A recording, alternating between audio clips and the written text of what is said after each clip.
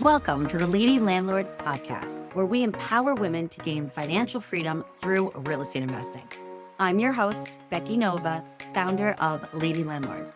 If you're ready to buy, manage, and grow your real estate investing portfolio, then let's get started. Welcome back to today's episode of the Lady Landlord podcast. Today, we're going to be going through our Facebook members Q&A. So this is an episode where we actually take some of the most popular questions that I am seeing in the Lady Landlord Facebook group, and I answer your questions right here live on our podcast. So today we're going to be talking all about the applicant's income and how that plays a role in tenant screening. When we do tenant screening, it is incredibly important to make sure that the people applying are great applicants that are going to be then just as great tenants when they move into our property. This is where when we hear people talking about that fear, the problems, all the things that they could be scared about when it comes to real estate investing, honestly, it really comes down to our screening and what our tenants do and how they also behave in that property. Your tenants can really end up being that make it or break it when we talk about, are we going to have cash flow? Are we going to be able to have a great rental and bring in that income? Or are we going to end up with evictions and damage and loss and all of that? Getting tenant screening right is going to be really important. So let's talk about some of our most popular income questions when it comes to tenant screening. So first question is going to be from Cindy Strong. Cindy says, what are your thoughts or experience on accepting a tenant with commission-only salary? She had a tenant recently move in, and unfortunately, she just realized today that that tenant actually is only making a commission. So first off, Cindy, that tenant's already in there, so we're going to be okay. We're going to have to go through that, especially if you have a lease. Okay. But when it comes to accepting tenants with commission, we really have to verify what that salary is.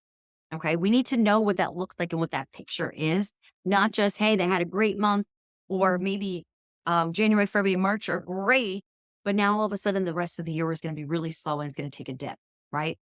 So we can't count on that commissions. So the way that we need to really make sure that we can be comfortable with having that tenant move in or not is to ask for their tax returns. Okay. That now is going to give you that picture of what their salary should look like. That's going to be our best indicator. Okay. This goes for people that have commission. This is with people that work on tips. This is with people that are self-employed. All of that. The income that they are making needs to be reported to the IRS on their taxes. So therefore, that number is going to be the number that we're going to be able to verify and use. It would actually be the same if we were going to consider giving a person a mortgage. This is what underwriters do. What lenders are doing is they will use those tax returns to be able to verify what that income looks like.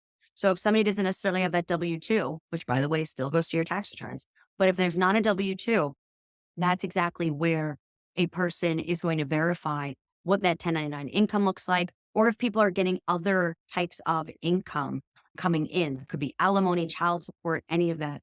That really needs to be looked at on somebody's tax returns. So Cindy, I suggest you ask for that moving forward.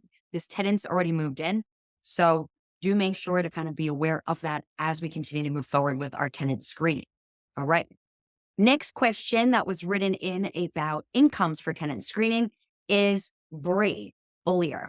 Bree is saying that she owns a house in Missouri and they were taking applications for renters. A couple came through with a child and said that they didn't want to have to bounce around to different school districts. So they're asking for a 3-year lease. And, there's an hint to this. They're asking for a 3-year lease and are also asking for a reduction in rent from $1,900 to $1,600. So it's a $300 discount that they're asking for that time. So in general, Bree, I don't accept longer leases. My leases, that's what I decide, right? I do year leases on my long-term rentals. So if that lease, if everything's going great with the tenancy, of course you're going to renew them. Of course, then you're going to be moving forward, right? So because of that, I wouldn't want to lock myself in. You don't know them. 3 years is a really, really long time to commit yourself to, okay? If you don't like them, if there are things that are just not a fit, if you are having to deal with breaking of leases or if they're late on rent, but yet they still pay it, so you can't really evict them. But it's taking up a lot more of that time, that energy, other problems. You now have locked yourself into something that you're going to have to deal with for 3 years. That means the middle of 2026. That is a very long time from now. I would be in a different age decade. So no, I am not committing to that. Okay. Then the second part of that was then that rent reduction. Listen, I understand where they're going. They're trying to say, hey, listen, we're going to make this easy for you, give you a tenant for 3 years. And then that's why they want that reduced rate. That is a very large amount of money to then decrease as of right now. And then two, that means for 3 years, you will not be able to have any rental increases. So to me, that also kind of a no dice. That's a no deal. That's a big decrease. And that's also for locking them in for such a lower rate. I'm assuming 1900, since that's what you're listing it at and getting traction on that. I'm assuming that's your market rent to go $300 down and to be stuck in that for those years. To me, that's probably going to eat up a lot of your cash flow. That's going to eat up a lot of that income coming in. Then now you're going to have to go from that. Even if they wanted to stay for a fourth year, you can't get them back to market rent. That's going to be too big of an increase. Okay.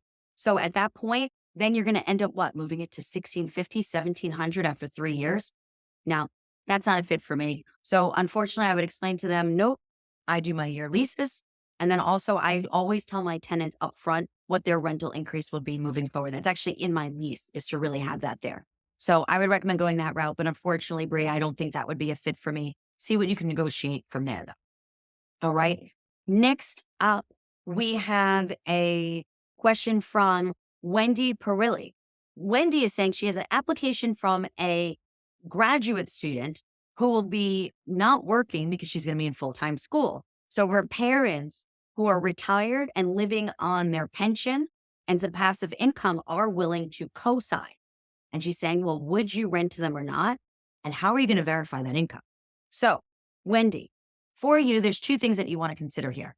First off, you want to consider the state and city that you're in. In certain states, that pension or those funds for those that are retired are still considered what their income is. So by being able to check what those bank accounts are, what types of assets they are, you would actually have to approve them on that. And it's not all states though. So you need to consider, you don't mention in your question what state you're in, but you need to figure out what your state guidelines are and what counts as a source of income.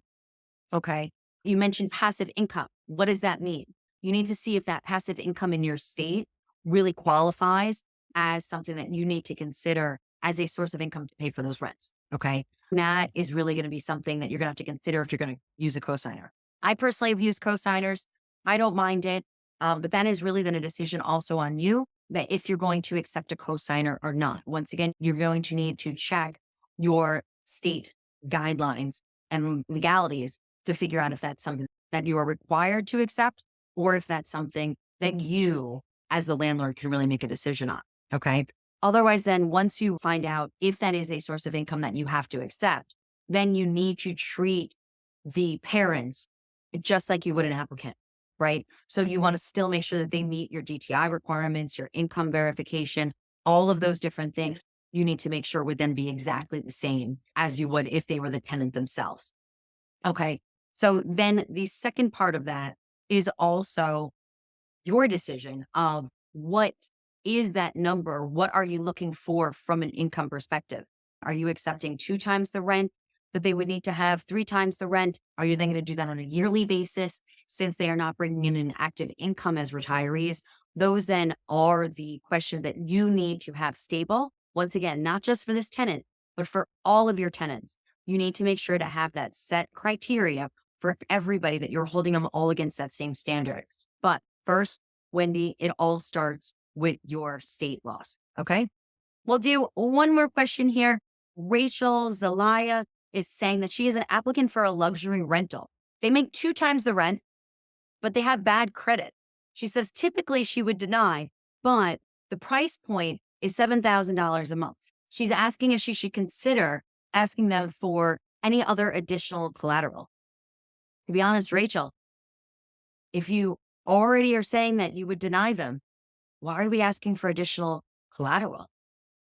This is where, once again, ladies, it is so important to set your criteria. Is 2 times the rent what you're looking for? And is that before or after taxes?